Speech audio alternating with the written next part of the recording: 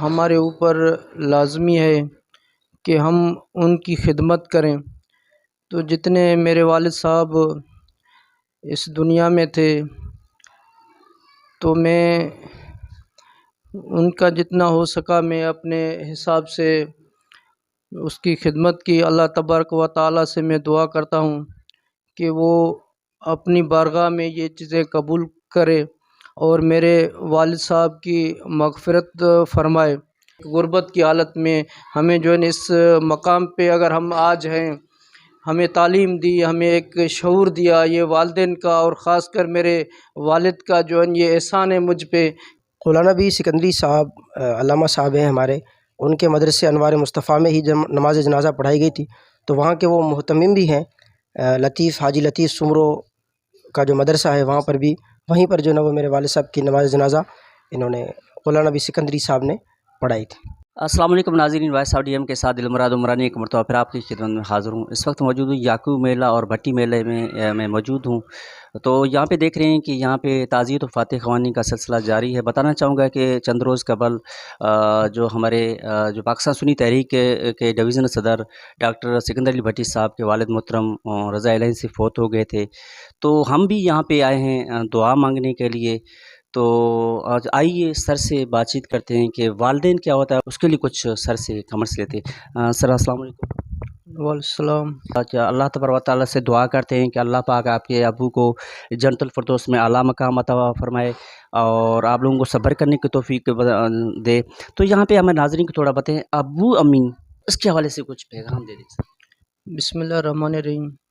واقعی سب سے پہلے کہ والدین ایک بہت بڑی نعمت ہے، تو ہمارے والدین کے بہت بڑے مرتبے ہیں اسلامی حوالے سے، شرعی حوالے سے۔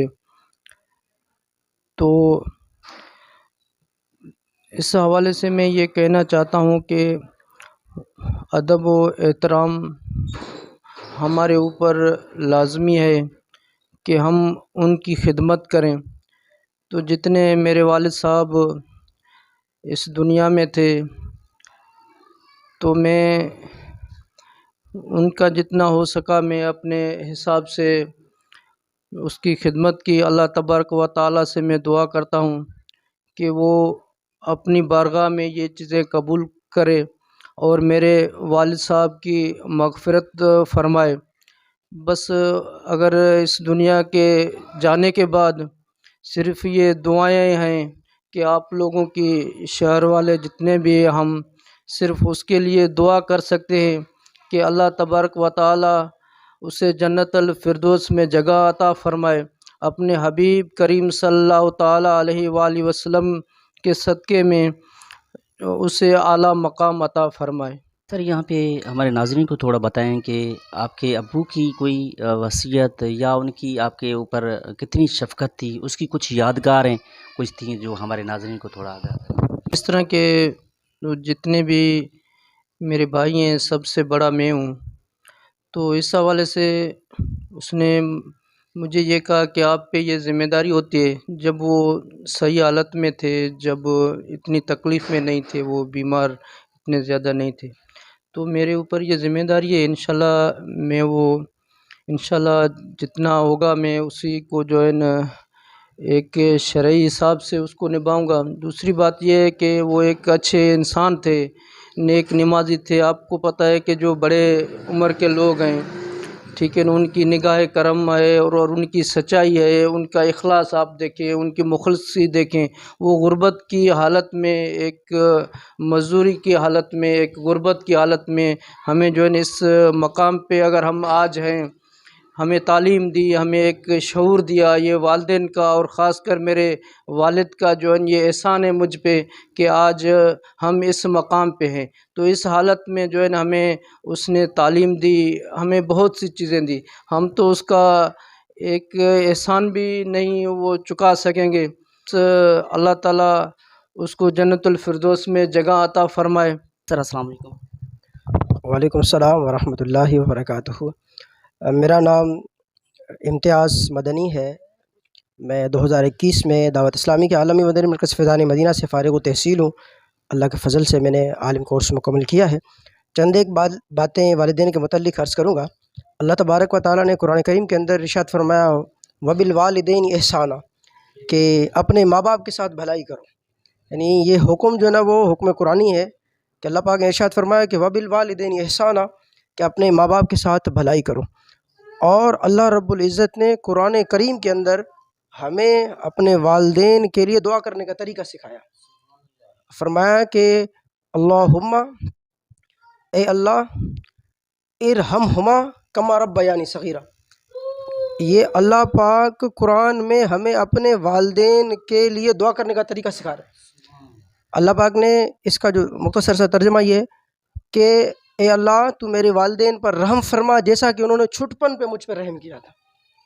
اور والدین کی دعاؤں کا بڑا صلہ ہوتا ہے۔